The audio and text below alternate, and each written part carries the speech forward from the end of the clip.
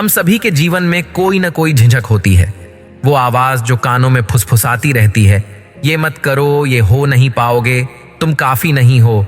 ये झिझक हमें सपनों का पीछा करने से रोकती है, रिश्तों में खुलकर बात करने से रोकती है और खुशी से जीने का रास्ता अवरुद्ध करती है। मित्रों, आज की यह कहानी इसी विषय पर है। यदि आपको यह कहानी अच्छे लगे तो चैनल को सब्सक्राइब करके कमेंट में ओम बुद्धाय नमः जरूर लिखें। राजकुमार सिद्धार्थ कपिलवस्तु के राजा शुद्धोदन और रानी माया देवी के सुपुत्र ऐश्वर्य और विलासिता के बीच पले बड़े थे। उनके जीवन में कोई कमी नहीं थी, लेकिन उनके दिल में एक गहरी बेचैनी थी।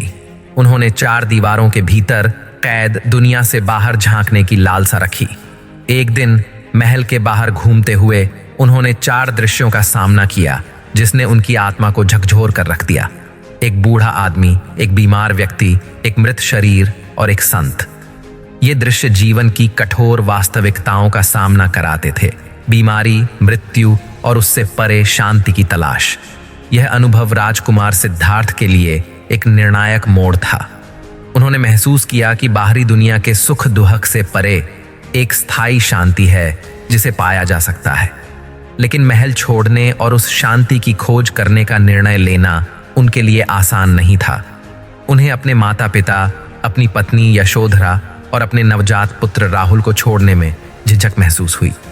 उन्हें डर था कि लोग उन्हें पलायनवादी या गैर जिम्मेदार समझेंगे। हालांकि उनकी आंतरिक खोज की ज्वाला बाहरी झिझक से कहीं अधिक प्रबल थी।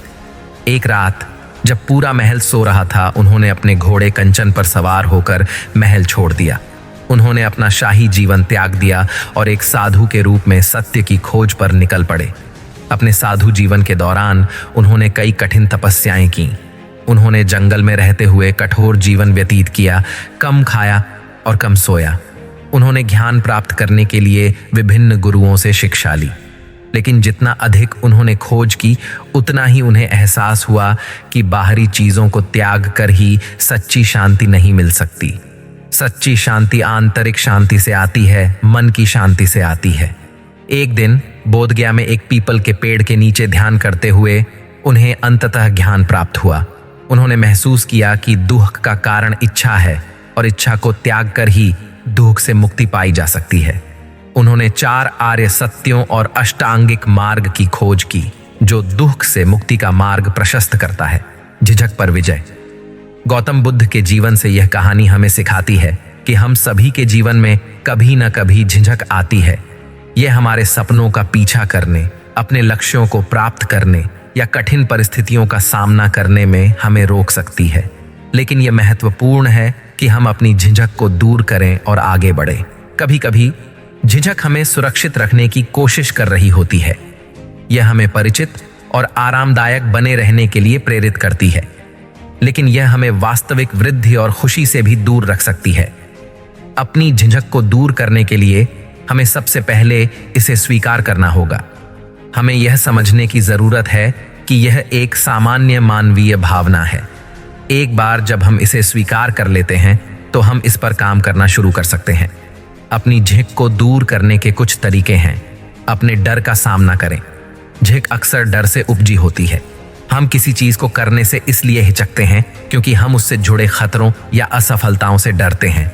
अपने डर का सामना करने का सबसे अच्छा तरीका है उनका सामना करना।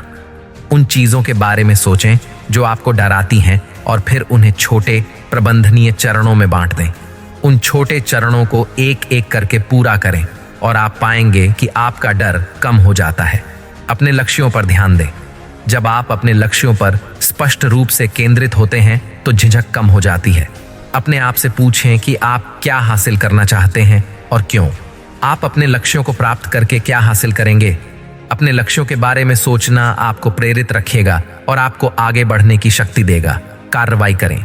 झिझक के बारे में सोचना और उस पर कार्रवाई न करना ही इसे और मजबूत बनाता है। झिझक को मात देने का सबसे अच्छा तरीका है कार्रवाई करना। भले ही यह एक छोटा कदम ही क्यों ना हो, कुछ करना शुरू करें। कार्रवाई करने से आपको गति मिलती है और आप पाएंगे कि आप अधिक प्रेरित महसूस करते हैं। अपने आप को सकारात्मक संदेश दें। हम अक्सर अपने आप से नकारात्मक बातें कहते हैं, जो हमारी झिझक को बढ़ा देती है। अपने आप से सकारात्मक बातें कहना शुरू करें। अपने आप को याद दिलाएं कि आप सक्षम हैं और आप अपने लक्ष्यों को प्राप्त कर सकते हैं। दूसरों से मदद लें। अकेले झिझक से लड़ना मुश्किल हो सकता है। दोस्तों, परिवार या किसी पेशेवर से मदद लें। वे आपको प्रोत्साहित कर सकते हैं और आपको सही रास्ते पर लाने में मदद कर सकते हैं। अपने आप पर विश्वास करें। सबसे महत्वपूर्ण बात, अपने आप पर विश्वास करें।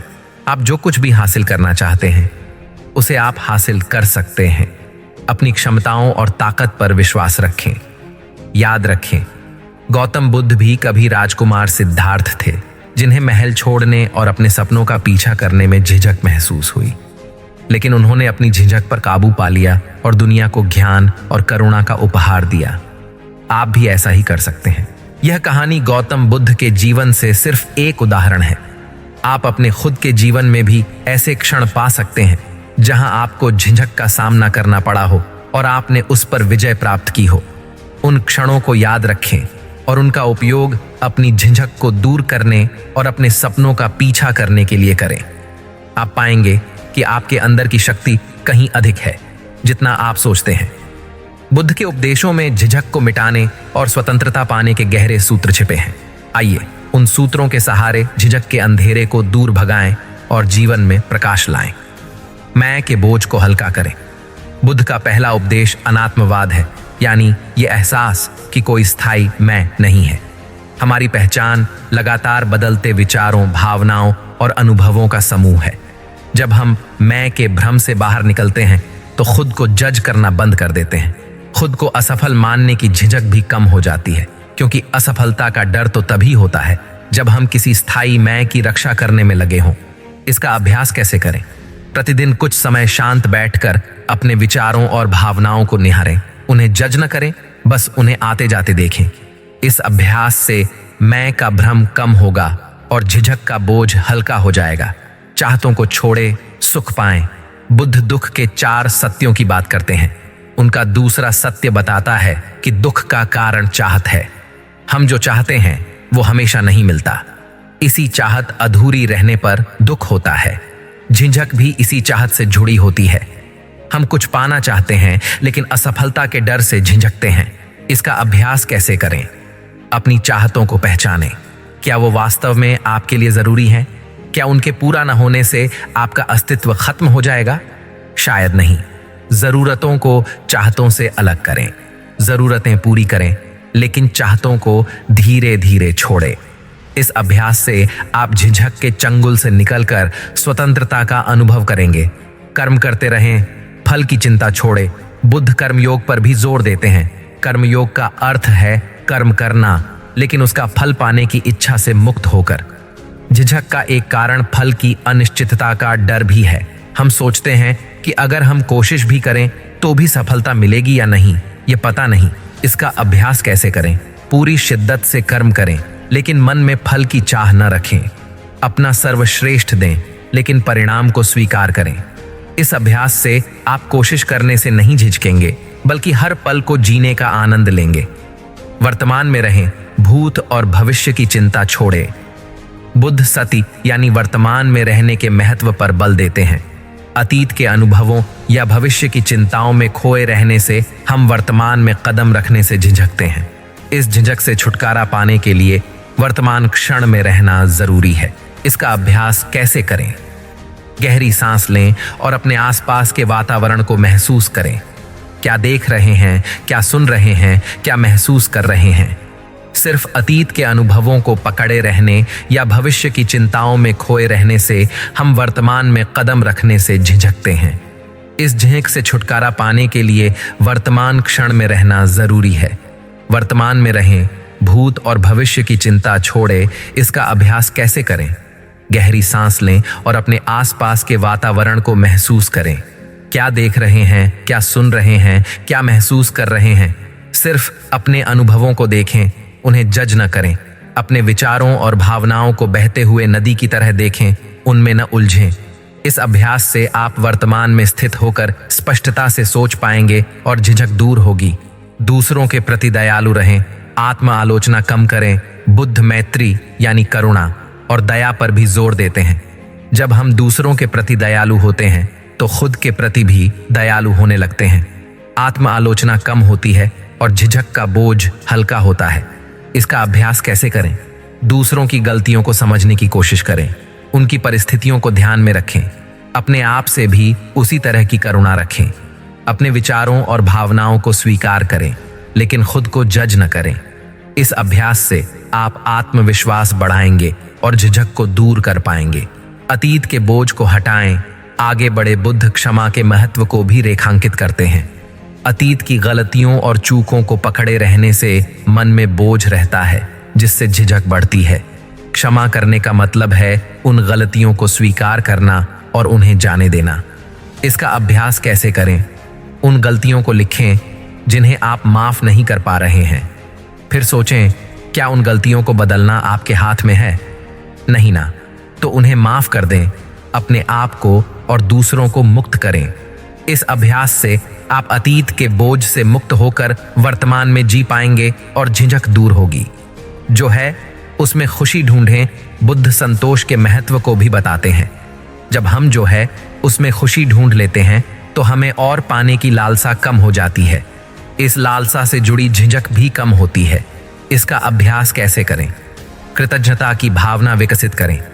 उन चीजों के लिए शुक्रगुजार रहें जो आपके पास हैं, चाहे वो कितनी छोटी क्यों ना हो। भौतिक चीजों से ज्यादा रिश्तों, अनुभवों और सीखने के अवसरों को महत्व दें। इस अभ्यास से आप कम में भी खुशी ढूंढ पाएंगे और झिझक दूर होगी। बुद्ध के उपदेशों का पालन करके हम अपने अंदर की झिझक को मिटा सकते हैं और स्वतंत्रता पा सकते हैं।